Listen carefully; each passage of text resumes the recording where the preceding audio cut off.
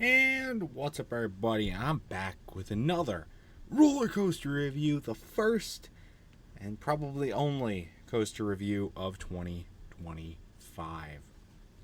And this is, of course, the new, the awesome, or is it awesome? Siren's Curse at Cedar Point, Vekoma Tilt Coaster. It's the only second ever one Vekoma has open, and it's still a growing model overall tilt coasters. Just opened at the time of this video going up, probably only like a couple of weeks ago, which is kind of crazy. And Cedar Point's not a park that usually does like mid-year openings. They do try and get everything open on opening day. This ride was a bit of an exception though, because it was not originally intended to be at Cedar Point. It was supposed to be at two separate parks before it came to Cedar Point. It was supposed to, I think, go to Energylandia, and they didn't want it. It went to a Six Flags park. They didn't want it. And so Cedar Point scooped it up because of all the shit that happened with Top Thrill 2. And guess what? Yeah, it's been open a little bit more, but it still breaks down a ton. So is it really fixed? No. That's a different video, though. I didn't really talk about this ride at all. I've been super fucking busy and didn't really find the time to talk about this ride at all when it was announced or anything like that. But I did finally get on it. Got one ride in on it. Had planned on getting two. Only got one, unfortunately. But it was a really good ride. Gotta say that. So I got some thoughts. Let's just jump right into it, shall we? There's something I want to say about the ride. Is that it's really weird that there's like zero cell service in the park at all. Not in the park. Not there's cell service in the park, but not in the queue for the ride. I get it's new. You know, it's not gonna have the same bandwidth that the rest of the park does, but it's not a super like out there queue. They packed it in pretty good. Like the ride itself is very packed in. You can't even really see it from the skyline unless you're nearby, or you're up in like Windseeker or some observation deck or on a plane or something. So why does it not? Why do you suddenly lose cell service? Like there's a couple of points where you get cell service and then it like goes away. Is that a commonality? I don't know. It was really weird, a bit annoying. This ride does not move the queue super fast. With it only running two trains, it actually moves pretty quickly. But again, it's only two trains. And so when the fast lane line gets backed up and they have to prioritize them first, and you're just standing there with nothing to do, you want to kind of use your phone when there's no fucking cell service. What are you going to do? Play calculator the whole time? There's only so much calculating that I can do. Beep, beep, beep, beep, beep, beep, beep, beep, beep. Oh, how about you get taking the theming of the ride? For Cedar Point standards, it is pretty decent theming. The support beams have cool paint jobs on them. The water is actually colored red, though you don't really notice it during the day outside of the fountains, which look more like a murky purple, like a blood red even, instead of just like regular red. I don't know if that's what they were going for, but and then the really fresh looking wood paint, the fresh feeling, not looking, because they put a paint job of like splattered dirt on it. They also have done some like the utility signs in the like communication devices, which is kind of cool. And then as you get closer to the ride, there's speakers that play noise, and there's fog on the ride as well. There's a cool tunnel that has some cool lighting in it, so it's pretty cool in that regard as well. Cedar Point's never known for having like the best themed roller coasters, and this one is in the spectrum of roller coaster theming is not anywhere close to the best. But for Cedar Point standards, it's really good. So I have to give them credit where credit is due. So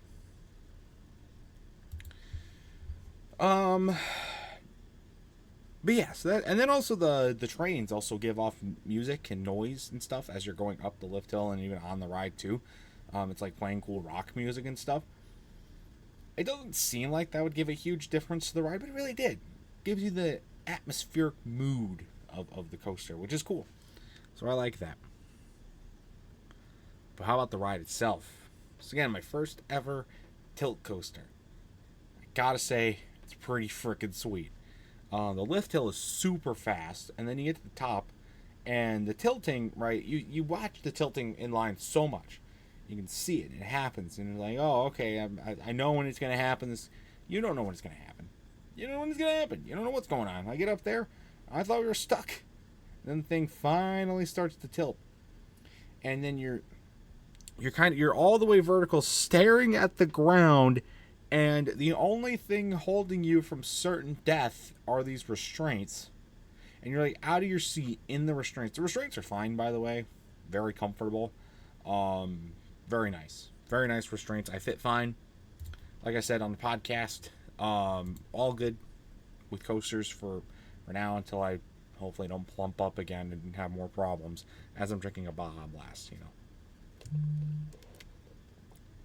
But for now, I'm good.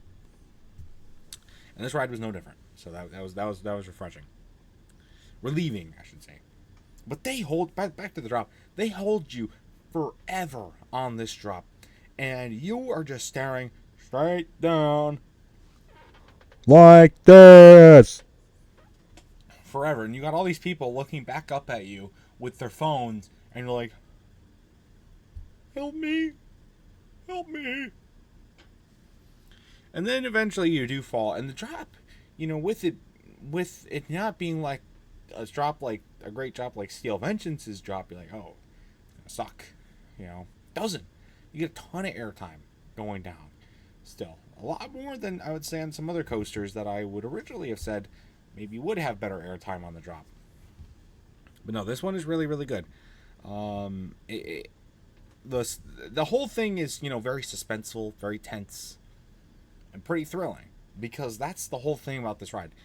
Kind of like its neighbor in the park, Valraven, it's a pretty big one-trick pony. The drop is, again, like Valraven, is the one-trick pony. But I was kind of surprised, actually. The supporting cast of this ride, the rest of it, is not bad. Butter smooth, as you would expect. I guess it's a brand new coaster. You would expect it to be butter smooth. But really intense, actually. The inversions, especially, were really intense. They're more like Cobra Roll, corkscrew rolls, and but they're good. They're really good inversions. The tunnel's awesome, like I said, and also some really good airtime. Not just in the drop, but other parts of the ride as well. Some really good floater, and it was a very drastic variability between airtime and intensity. Kind of like you get a Maverick, but Maverick errs towards the intense side, whereas I think this one was a little bit more 50-50. The ride is a little short, I will say that.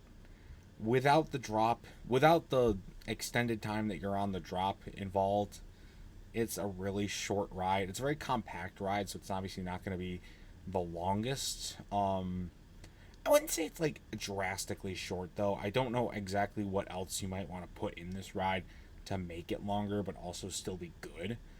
Maybe another inversion. Maybe a few more airtime hills. I don't know. I think for what it is, though, it's fine. It's a tiny bit short, but again, it's a one-trick pony, so you kind of expect once you're done with the trick, you can't really expect too much after that. But I think even if you come in with mildly high expectations on this ride for other stuff besides the drop, I think you're gonna like it. It's really good for what it is. So, I don't know. I would say I had high expectations coming in, and even so, I think they were still exceeded. I really should have gotten another ride on this. I heard Night Ride's really good.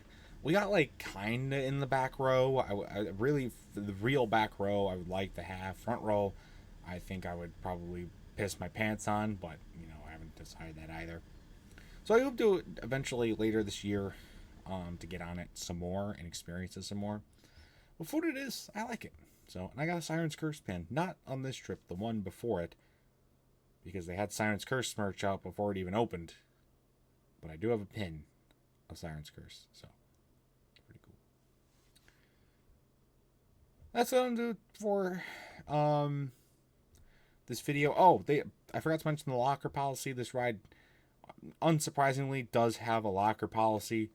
Feels like pretty much every new coaster nowadays, unless it's a kiddie coaster, has a locker policy, just because of all the liability that comes along with not having a locker policy. So this ride does have a locker policy. Thankfully, when we rode it, it was free. And it's a decently efficient system with the metal detectors and everything like that. The metal detectors, I think, are a little overly sensitive. They picked up my belt. They picked up like a little button on my shorts. It's fine. But yet, that didn't pick up the 2 coins I left in my pocket by accident.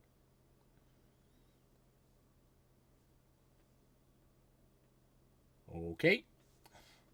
Whatever. But at least they're free. At least they're free.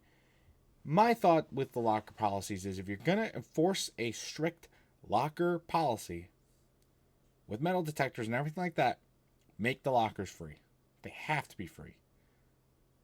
If they're optional, okay, then you pay for them. If you want. But if it's a strict policy, don't pay for them. Talking to you, Top Thrill 2, who has a paid locker policy with metal detectors. So, that's going to do with this review. My final score for Siren's Curse, easy. 8 out of 10. Trains are lighted up too. They look awesome. Great ride, was really fun. Great drop, great effects, decent theming, and comfortable, and a lot of fun. So, I think I would rank it in between. Oh. You'll have to see where I rank this at the end of the year. As my 60th coaster credit ever. You'll have to see where I rank it at the end of 2025. So, like I said, this is probably my only coaster review of this year. We don't have plans to go in any new parks. There isn't any new coasters opening up at parks I've already been to that I'm going to at least go and ride anymore. Maybe we will go to a new park. I doubt it, though. But maybe we will. And if I do, I'll ride coasters and I will review them. But until then, guys, let me know if you've been on Siren's Curse. I'd love to know your thoughts about it in the comment section down below. If you've ridden other Vekoma tilt coasters, I want to know how this one compares to those. And what do you think of my thoughts? You know, any changes that you would make? Anything else? Let me know. That's going to do it, though, for this video. Stay tuned for other much more amazing content. Until next time, see you guys later. Goodbye.